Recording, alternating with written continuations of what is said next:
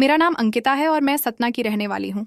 मेरी उम्र 28 साल है और मैं शादीशुदा हूँ। अब तक मेरे बच्चे नहीं हैं क्योंकि मेरे पति को बच्चे करने का मन ही नहीं है और वह ज़्यादातर समय बाहर ही रहते हैं। दिखने में मैं गौरी हूँ और मेरी हाइट है 5 फुट 4 इंच। मेरा फिक्र बट्टी ऊंचाई 436 हाइट से आप लोगों को अंदाज़ा लग सकता है कि मैं कैसी लगती हूँ। दोस्तों, ये मेरी पहली कहानी है, तो उम्मीद करती हूँ कि आप लोगों को बहुत पसंद आएगी। अब मैं अपनी कहानी में आती हूँ। मेरे घर में मेरे बाबूजी मतलब ससुर, अम्मा जी, सासा और मेरे देव जी रहते हैं।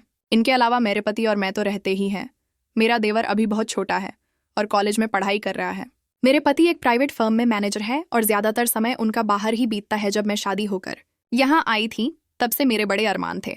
मैं बहुत ही उदास रहती थी, लेकिन मेरे पति को इस बात से ज़रा भी फर्क नहीं पड़ता था क्योंकि वह हमेशा काम काम और काम ही करते थे और इस काम के चक्कर में कामदेव चुपचाप रह जाते थे। मुझे तो कभी कभी लगता है कि इन्होंने शादी मुझसे बस घर की नौकरानी बना के रखने के लिए की है और जब मन किया तब बस बिस्तर में थोड़ा सागर माहट ले आए, वरना नहीं। एक दिन की बात है, दोपहर का समय था और बाबूजी और अम्मा कहीं किसी कथा में गए हुए थे। उन लोगों को कीर्तन कथा इन सब चीज़ों का बड़ा शौक था। घर में बस मैं और मेरे देवर मनु ही थे। पहले मैं आप लोगों को मन्नू के बारे में बता दूं कि उसकी उम्र है 20 साल दिखने में काफ़ी हैंडसम है और उसकी शारीरिक बनावट भी बहुत गजब की है।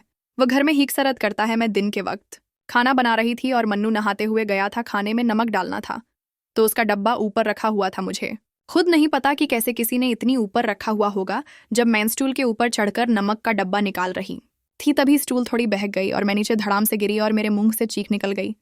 अम्मा, हाय कितना दर्द हो रहा है, मर गई रे, कोई मदद करो मेरी। मनु कहा, जल्दी आ रहे हो मन्नू? कहाँ हो, जल्दी आओ। मैंने उसको आवाज़ भी लगाई। मनु भी जल्दी जल्दी में चड्डी पहनना भूल गया शायद और टेबल लपेट कर किचन में आ गया। मन्नू ने मुझे उठाते हुए पूछा, क्या हुआ भाभी? तो मैंने कहा, आज तेरी भाभी मर गई मन्नू, जल्दी से कमरे में लेकर चल, मुझे बहुत दर्द हो रहा है मन्नू। उसने मुझे तुरंत उठाया और मुझे कमरे में ले गया। जैसे ही उसने मुझे बेड पर लिटाया तो टावल मेरी कंगन में फंस गई, जिस वजह से टावल खुल गई। मैंने उसे टावल दिया और कहा, ये ले लगा ले, और मुझे हंसी आ गई। मन्नू ने टावल लपेट कर कहा, भाभी आप हंस क्यों रहे हो? मैंने कहा, कुछ नहीं। फिर उसने कहा, भाभी मैं चेंज करके आता हूँ। मैंने कहा, अरे रुक मत जा, अभी सबसे पहले एक काम कर, किचन में जा, गैस बंद कर और फिर मेरे पास आ। उसने ठीक वैसा ही किया। फिर जब वह आया तो मैंने उसे कहा कि देख, टेबल के ऊपर ऑनेल रखा हुआ है, वह ज़रा मेरे कमर में लगाकर मालिश करते।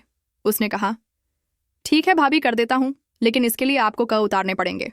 मैंने कहा, रुक। उस समय मैंने गाउन पहना हुआ था तो मैंने उससे कहा कि अरे देखा क्या रहा है, करना मालिश। वह शर्म से लाल हो रहा था। मैंने अपनी नाइटी उतार दी और बड़ा पंटी में उल्टे होकर लेट गई। वह और भी लाल हो गया तो मैंने उसे कहा, मालिश कर, अभी दर्द हरा है तो कर दे मालिश।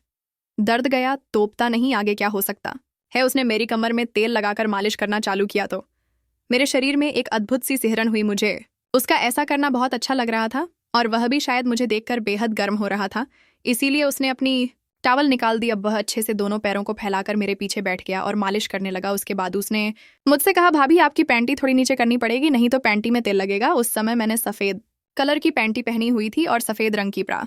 मैंने कहा, रुक, मैं पूरा ही उतार देती हूँ, मैं बहुत ज़्यादा गर्म हो चुकी थी।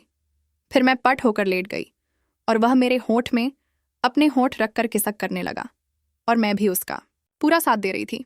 किसिंग में मदहोश होते होते मैं इतना खो गई कि मुझे पता ही नहीं चला कि वक्त कितना बीत चुका है और मुझे बड़ा मज़ा आया। दोस्तों, तो आपको ये कहानी कैसी लगी अब बताइए ना। मुझे आपके फीडबैक का इंतज़ार रहेगा। फीडबैक देने के लिए आप कमेंट्स छोड़ सकते हैं मेरे लिए। मुझे बताइए कि मेरी यह कहानी आपको कैसी लगी, कि क्योंकि यह कहानियाँ मुझको इंस्पायर करती हैं आपके साथ और भी ज़्यादा करीबी बनाए रखने का। कहानियों का यह सिलसिला ऐसे ही जारी रहे, यही तो मेरी दिल की ख्वाहिश है और मुझे मालूम है कि आपकी भी दिल्ली ख्वाहिश उससे कुछ कम नहीं है।